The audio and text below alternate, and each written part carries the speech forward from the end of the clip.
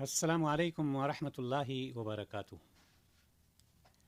الحمد للہ نحمده ونستعینه ونستغفره ونؤمن به ونتوکل علیہ ونعوذ باللہ من شرور انفسنا ومن سیئات اعمالنا من يهده الله فلا مضل له ومن يضلل فلا هادي له ونشهد ان لا اله الا الله ونشهد ان محمدا عبده ورسوله اما بعد فإن خير الحديث كتاب الله وخير الهدي هدي محمد صلى الله عليه وسلم وشر الأمور محدثاتها وكل محدثة بدعة وكل بدعة ضلالة وكل ضلالة في النار.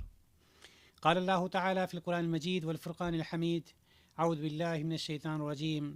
كل نفس ذائقة الموت وإنما توفون أجوركم يوم القيامة فمن زحزح عن النار وأدخل الجنة فقد فاز وما الحياة الدنيا إلا متاع الغرور۔ تمام قسم کی حمد و ثنا، تعریف و توصیف اس اللہ رب العزت کے لیے جس نے ہم سبوں کو پیدا فرمایا اور پیدا کرنے کے بعد یوں ہی بیکار نہیں چھوڑا بلکہ ہمارے اور آپ کے سارے ضروریات کے سامان کو مہیا کیا۔ اس کے بعد آخری نبی جناب محمد رسول اللہ صلی اللہ علیہ وسلم پر درود و سلام۔ محترم حضرات، جیسا کہ آپ کو یہ معلوم ہے کہ اللہ تبارک و تعالیٰ نے حضرت انسان کو دنیا میں پیدا کیا ہے، لیکن حضرت انسان کو دنیا میں ہمیشہ رہنے کے لیے نہیں پیدا فرمایا ہے۔ کوئی ایسا نہیں دکھے گا کہ جو شروع میں پیدا ہوا ہو اور آج تک وہ باقی ہو۔ ہر شخص کو موت کے گھاٹ اترنا ہی پڑتا ہے، بلکہ اللہ تبارک و تعالیٰ نے دنیا میں انسان کو ایک آزمائش کے لیے پیدا کیا ہے کہ انسان جا کر کے دنیا میں اپنی تیاری کرے اور آزمائشوں سے دوچار ہو، اور پھر اللہ تبارک و تعالیٰ اس کو دوبارہ زندہ کرتا ہے اور اپنا حساب و کتاب کرتا ہے، اور حساب و کتاب کرنے کے بعد یا جنتی ہے تو اس کو جنت میں داخل کر دیتا ہے، اگر جہنمی ہے تو اس کو جہنم میں داخل کر دیتا ہے۔ اسی حقیقت کو اللہ تعالیٰ نے اس عظیم آیت میں بیان فرمایا ہے جو میں نے ابھی آپ لوگوں کے سامنے تلاوت کی ہے۔ اللہ رب العزت قرآن مقدس میں ارشاد فرماتا ہے، پہلا پیغام جو اللہ تبارک و تعالیٰ نے دیا، کل نفس ذائقۃ الموت، ہر نفس کو موت کا مزہ چکھنا ہے، یعنی ہر جان کو موت سے دوچار ہونا ہے، کسی کو دنیا میں باقی نہیں رہنا ہے، چاہے کوئی پیر ہو، چاہے فقیر ہو، نبی ہو، رسول ہو، امیر ہو، غریب ہو، مرد ہو یا عورت، ہر شخص کو موت سے دوچار ہونا ہے، اور ہر شخص کے لیے اللہ تبارک و تعالیٰ نے ایک وقت کو فکس کر دیا ہے۔ اسی وقت پہ وہ موت اس کو آ جاتی ہے، چاہے وہ اپنے گھر میں ہو، چاہے سفر میں ہو، چاہے بچوں کے بیچ میں ہو یا تنہا ہو، کہیں پر بھی ہو۔ جو وقت اللہ تبارک و تعالیٰ نے اس کے لیے فکس کر دیا ہے وہ وقت، اس وقت پر موت آ جاتی ہے۔ اللہ تبارک و تعالیٰ ارشاد فرماتا ہے، اینما تکونوا یدرککم الموت، تم جہاں کہیں بھی ہو موت تمہیں آ کر کے رہے گی، چاہے تم مضبوط سے مضبوط قلعوں میں کیوں نہ ہو، پہاڑوں میں کیوں نہ ہو، جنگلوں میں کیوں نہ ہو، بیابان میں کیوں نہ ہو، سمندر میں، کہیں پر بھی ہوگی۔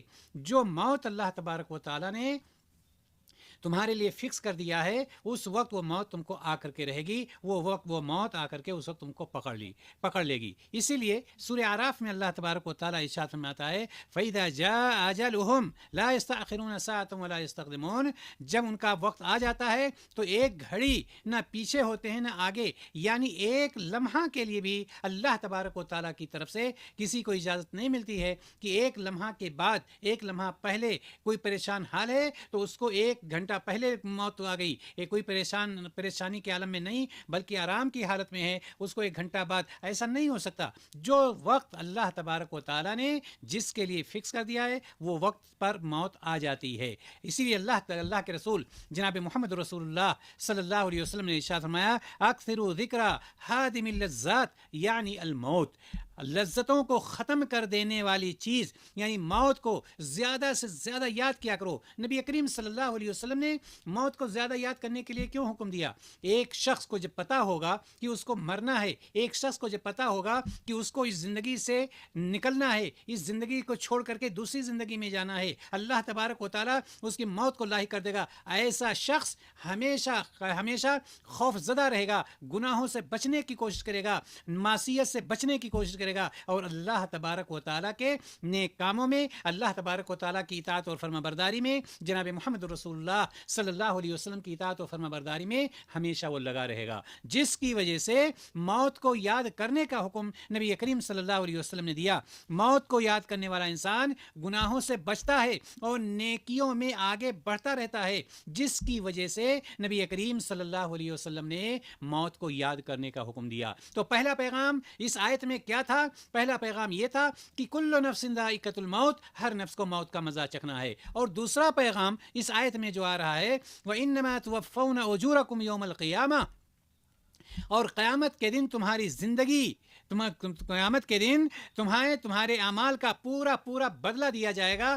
ذرہ برابر کہیں پر نیکیاں کیا ہے تو اس کا بھی بدلہ شمار کیا جائے گا، اگر نیکیوں کے بجائے برائیاں کیا ہے اللہ تعالیٰ چاہے گا تو اس کا بھی پورا بدلہ دے گا۔ لیکن کوئی یہ سمجھے کہ اللہ تبارک و تعالیٰ، کوئی نیک ہم کام کرتے ہیں اللہ تعالیٰ بھول جاتا ہے، اللہ تعالیٰ کے فرشتے اس کو نظر انداز کر دیتے ہیں، ایسی بات نہیں ہے۔ اللہ تبارک و تعالیٰ کے فرشتے جس طرح سے اللہ تعالیٰ نے لگا دیا ہے جس کو جس ڈیوٹی پر، اس طرح سے وہ کام کرتے رہتے ہیں، نہ ان کو اونگ آتی ہے، نہ وہ بھولتے ہیں، نہ وہ سستی برتتے ہیں، نہ وہ تساہلی کرتے ہیں، بلکہ جس کی جو نیکیاں ہیں وہ نیکیاں لکھتے رہتے ہیں، جو برائیاں ہیں وہ برائیاں لکھتے رہتے ہیں۔ یعنی دنیا عمل کی جگہ ہے، بلکہ بدلہ مکمل طور پر کہاں دیا جائے گا؟ آخرت میں دیا جائے گا، جس کی وجہ سے اللہ تبارک و تعالیٰ کے فرشتے اپنے اعمال پہ لگے ہوتے ہیں اور کوئی ذرہ برابر نیکیوں میں یا برائیوں میں، نیکیاں لکھنے میں یا برائیاں لکھنے میں کوئی کمی اور کوتاہی نہیں کرتا۔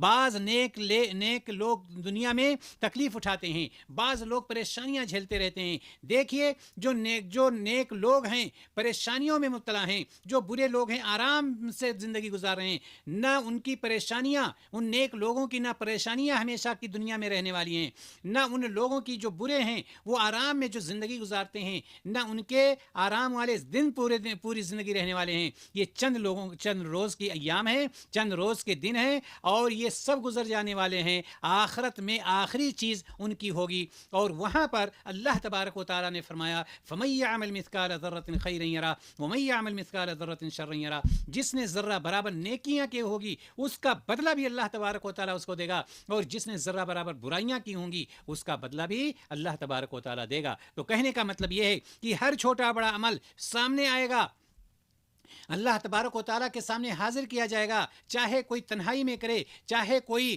لوگوں کے بیچ میں کرے، دن کے اجالے میں کرے، رات کی تاریکی میں کرے، جنگل میں کرے، بیابان میں کرے، کہیں بھی کرتا ہے، جو کچھ بھی عمل کرے گا وہ عمل سامنے آئے گا اور اللہ تبارک و تعالیٰ اسی کے حساب سے اس کا فیصلہ فرمائے گا۔ تو دوسرا پیغام اللہ تبارک و تعالیٰ کا یہ تھا کہ اصل بدلہ قیامت کے دن ملے گا۔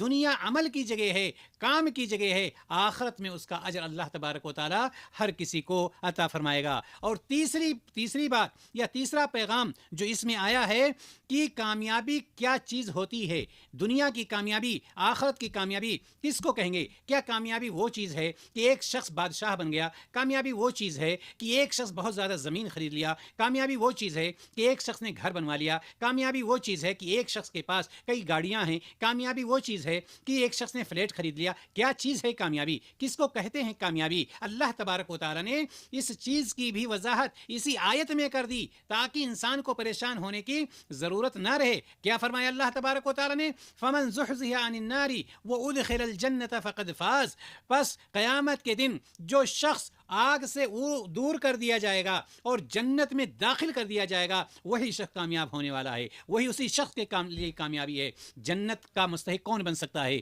جہنم سے دور کون بن سکتا ہے؟ ظاہر سی بات ہے جو اللہ تبارک و تعالیٰ کی نافرمانی کرے گا، جو اللہ تبارک و تعالیٰ کی معصیت کرے گا، جو نبی کریم صلی اللہ علیہ وسلم کی نافرمانی اور معصیت کرے گا، جو کتاب و سنت سے ہٹ کر کے چلے گا، اس کا ٹھکانہ کیا ہوگا؟ اس کا ٹھکانہ ظاہر سی بات ہے جہنم ہوگا، اس کا راستہ جہنم کا راستہ ہوگا۔ لیکن وہ شخص جو اللہ تبارک و تعالیٰ کی فرما برداری میں لگا رہتا ہے، نبی کریم صلی اللہ علیہ وسلم کی اطاعت میں لگا رہتا ہے، کتاب و سنت کی موافقت میں لگا رہتا ہے، کتاب و سنت کی دعوت میں لگا رہتا ہے، کتاب و سنت کے پھیلانے میں لگا رہتا ہے، اس کا ٹھکانہ اللہ تبارک و تعالیٰ نے جنت قرار دیا ہے۔ تو دنیا کی کامیابی کی دلیل زیادہ مالدار ہو جانا دنیا کی کامیابی کی دلیل گھر بنوا لینا، فلیٹ خرید لینا، گاڑیاں خرید لینا، یہ سب چیزیں نہیں ہیں، بلکہ دنیا کی کامیابی کی دلیل کیا ہے کہ ایک شخص اپنے آپ کو جہنم سے دور کر لے، جہنم کے راستے سے اس کا راستہ ہٹ جائے اور جنت کے راستے پر آ جائے۔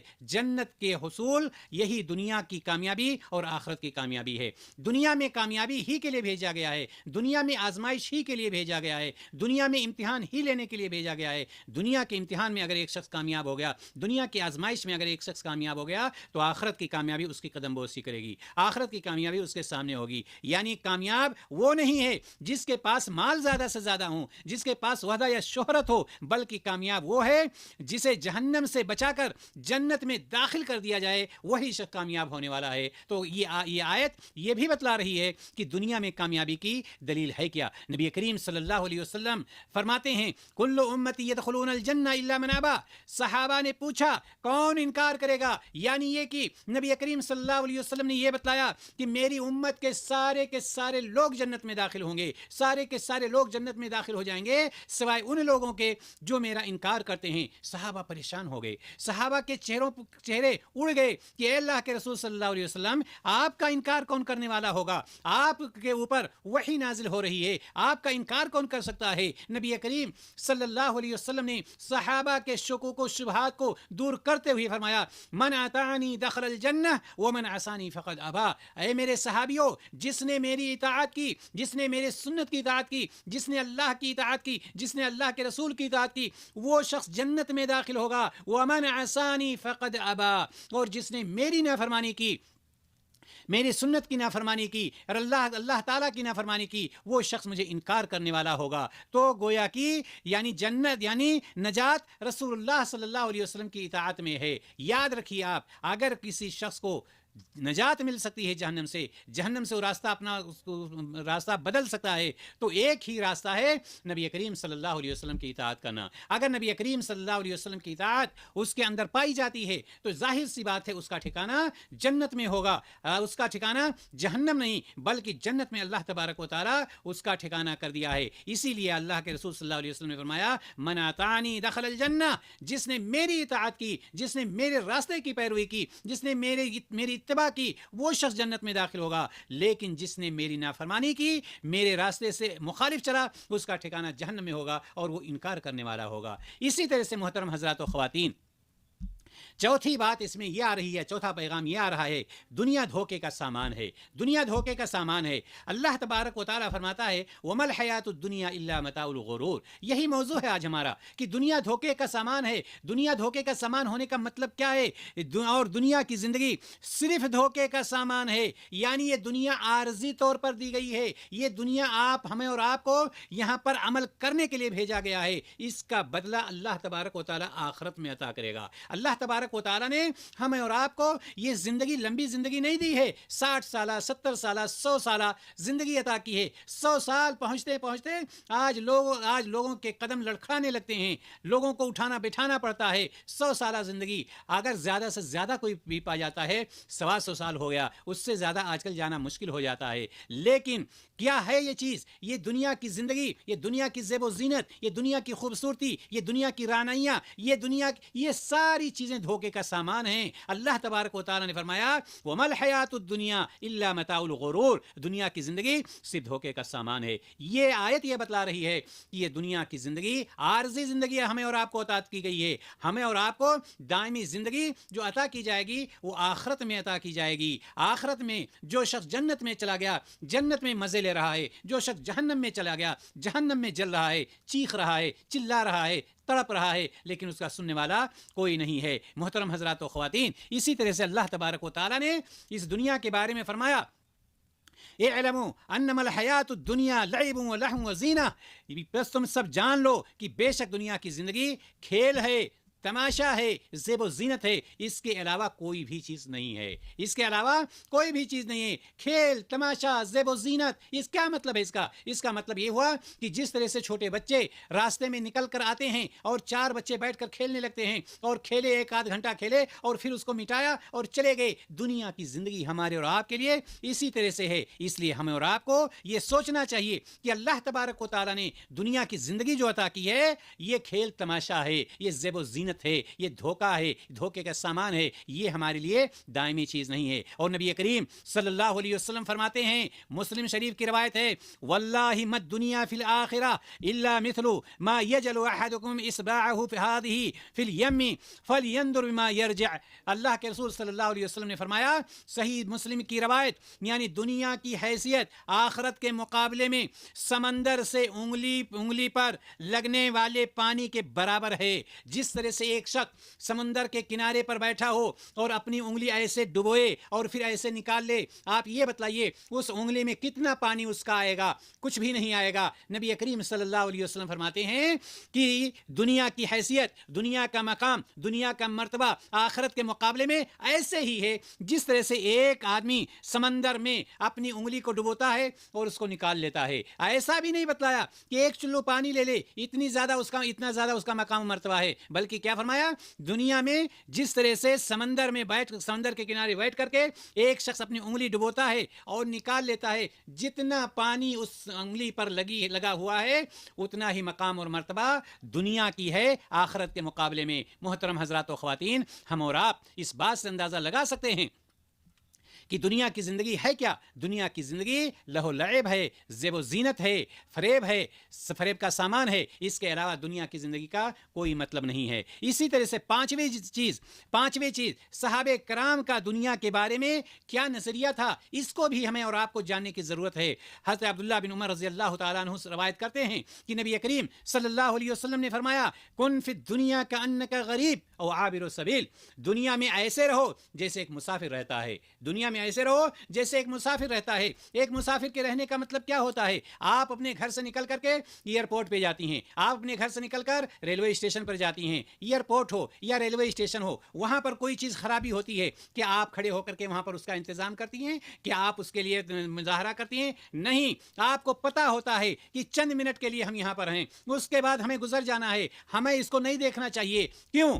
آپ کو یہ پتا ہے کہ ہمیں چند منٹ کے علاوہ جب تک فلائٹ نہیں آ جاتی ہے یا جب تک ٹرین نہیں آ جاتی ہے ہمیں یہاں پر رہنا ہے, اس کے بعد ہمیں کوچ کر جانا ہے, یہاں سے نکل جانا ہے. اس لیے ہمیں اس میں پھنسنے کی ضرورت نہیں ہے, اس لیے ہمیں اس میں پڑھنے کی ضرورت نہیں. نبی کریم صلی اللہ علیہ وسلم نے فرمایا, دنیا میں ایسے رہو جیسے مسافر, جس طرح سے ایک مسافر چلتا ہوا دیکھتا ہے کہ کوئی چیز کی خرابی ہے, کچھ نہیں کرتا ہے, چند منٹ وہاں گزارا اور آگے نکل گیا. اسی لیے صحابہ دنیا کو آخرت کی کھیتی سمجھتے تھے. وہ یہ جانتے تھے کہ یہ دنیا اللہ تبارک و تعالیٰ نے ہمیں اور آپ کو جو عطا کی ہے, یہ دنیا یہ کھیتی ہے, یہ دنیا کھیتی کی مثل ہے, کھیتی کی طرح سے ہے کہ ہم جتنی یہاں پر کاشتکاری کر لیں گے, جتنا عمل ہم کر لیں گے, آخرت میں ہمیں اس کا اجر ملے گا, آخرت میں ہمیں اس کا بدلہ ملے گا. اور اسی لیے بعض صحابہ کرام دنیا کو کھیتی مانتے تھے اور اس دنیا میں کھیتی کرنے کے لیے زندگی گزارتے تھے کہ آخرت میں ہمیں اس کا اجر ملے گا. محترم حضرات و خواتین,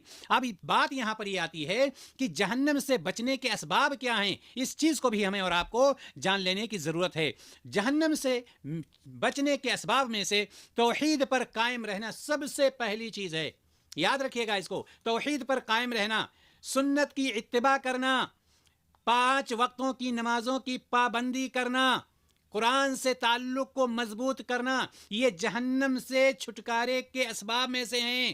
اسی طرح سے والدین کے ساتھ حسن سلوک کرنا, صدقہ و خیرات کرنا, گناہوں سے سچی توبہ کرنا, حقوق العباد کا ادا کرنا, یہ بھی جہنم سے بچنے کے اسباب میں سے پائے جاتے ہیں کہ انسان کو ان سے بھی بچنا چاہیے. اسی طرح سے اخلاص کے ساتھ عبادت کرنا، کوئی بھی عبادت ہو اخلاص کا پایا جانا ضروری ہے۔ آپ کو یہ پتہ ہونا چاہیے کہ جب تک دو شرطیں نہ ہوں کوئی بھی عبادت قبول نہیں ہوتی ہے، ایک اخلاص، دوسرے میں نبی کریم صلی اللہ علیہ وسلم کی سنت، یہ دونوں شرطیں پائی جاتی ہیں تب عبادت آپ کی قبول ہوتی ہے۔ اور اسی طرح سے موت اور آخرت کو ہمیشہ یاد رکھنا، جو شخص موت کو ہمیشہ یاد رکھتا ہے، جو شخص آخرت کو ہمیشہ یاد رکھتا ہے، وہ گناہوں سے بچتا رہتا ہے اور نیکیوں کی طرف آگے بڑھتا رہتا ہے۔ تو یہ اللہ تبارک و تعالیٰ نے گناہوں سے بچنے کے بعض اسباب کا ذکر کیا ہے، اس لیے ہمیں اور آپ کو اس پر عمل کرنا چاہیے۔ اسی طرح سے یہ تو جہنم سے بچنے کے اسباب ہوئے، جنت حاصل کرنے کے اسباب کیا ہیں؟ جنت کس طرح سے حاصل ہم کر سکتے ہیں؟ محترم حضرات و خواتین، رسول اللہ صلی اللہ علیہ وسلم ارشاد فرماتے ہیں، من صلی البردین دخل الجنہ، جو فجر اور عصر کی نماز کی حفاظت کرے گا جنت میں داخل ہوگا۔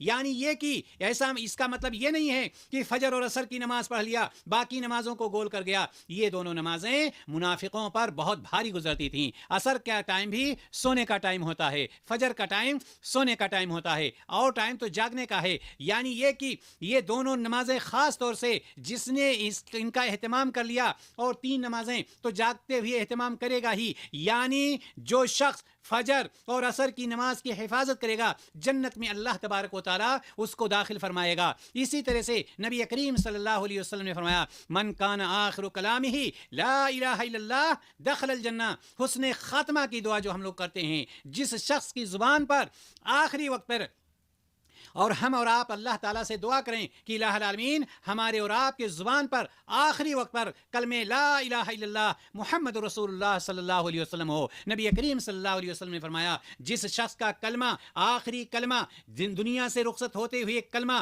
لا الہ الا اللہ ہوگا، وہ جنت میں داخل ہوگا۔ اس لیے ہمیں اور آپ کو چاہیے کہ ہم اور آپ اس کلمے کا اہتمام کریں، لا الہ الا اللہ کا اہتمام کریں۔ آیت سے حاصل ہونے والے کچھ اہم اسباق بھی پائے جاتے ہیں۔ یہ جو آیت ہم نے پڑھی تھی، کل نفس ذائقۃ الموت، یہ آیت آخر تک اس کے کچھ اہم اسباق ہمیں اور آپ کو یقین دلاتے ہیں، اس چیز کی طرف موڑتے ہیں، اس چیز کی طرف جھنجھوڑتے ہیں کہ کیا چیزیں اس میں پائی جاتی ہیں۔ اس میں پہلی چیز یہ پائی جاتی ہے کہ موت یقینی ہے، موت آ کر کے رہے گی، موت سے چھٹکارا نہیں ہے۔ اور دوسری بات یہ ہے کہ دنیا ہمیشہ رہنے کی جگہ نہیں ہے، یہ بھی جان لیں کہ دنیا ہمیشہ رہنے کی جگہ نہیں ہے۔ اور یہ بھی بات ظاہر ہوتی ہے کہ اصل زندگی آخرت ہی کی زندگی ہے، اصل زندگی آخرت ہی کی زندگی ہے، اور ہر عمل کا حساب ہوگا، ہر عمل کا حساب ہوگا، اللہ تبارک و تعالی ہر عمل کا حساب لے گا۔ اسی طرح سے جہنم سے بچنا سب سے بڑی کامیابی ہے، جہنم سے بچنا سب سے بڑی کامیابی، جنت حاصل کرنا ہی حقیقی کامیابی ہے۔ جہنم سے چھٹکارا، جنت کا حصول سب سے بڑی کامیابی۔ دنیا کی محبت انسان کو دھوکے میں ڈال دیتی ہے۔ جس شخص کے اندر دنیا بیٹھ گئی، جس شخص کے اندر دنیا کی لالچ بیٹھ گئی، وہ سمجھ لیجئے دھوکے میں آ گیا۔ قرآن و سنت کے مطابق زندگی گزارنا ہی نجات کا راستہ ہے۔ اس لیے ہمیں اور آپ کو اس چیز کا خیال رکھنا چاہیے کہ ہماری زندگی جو گزرے کتاب و سنت کے مطابق ہمیں زندگی گزارنی چاہیے۔ اس لیے میرے محترم بھائیوں اور دوستو، ہم سب اس دنیا کے مسافر ہیں، اس دنیا کے ہم سب مسافر ہیں۔ نہ مال ساتھ جائے گا، نہ اولاد ساتھ جائے گی، نہ منصب جائے گا، صرف ایمان اور نیک اعمال ساتھ جائیں گے، اور کوئی بھی ساتھ جانے والا نہیں ہے۔ یہ سب کے سب رہ جائیں گے، صرف ہمارا نیک اعمال ہی ساتھ جائے گا، ہمارا ایمان ہی ساتھ جائے گا، اور باقی ساری چیزیں رہ جائیں گی۔ آئیے آج ہی اللہ سے سچی توبہ کریں، نمازوں کی پابندی کریں، قرآن و سنت کو اپنی زندگی کا دستور بنائیں، اور اپنی زندگی کا مقصد جنت کا حصول بنائیں، تاکہ اللہ تبارک و تعالی ہمیں جہنم کے راستے سے ہٹا کر جنت کے راستے پر لے جائے اور جنت میں داخلہ کرے۔ اللہ تعالی ہمیں موت سے پہلے توبہ کی توفیق عطا فرما۔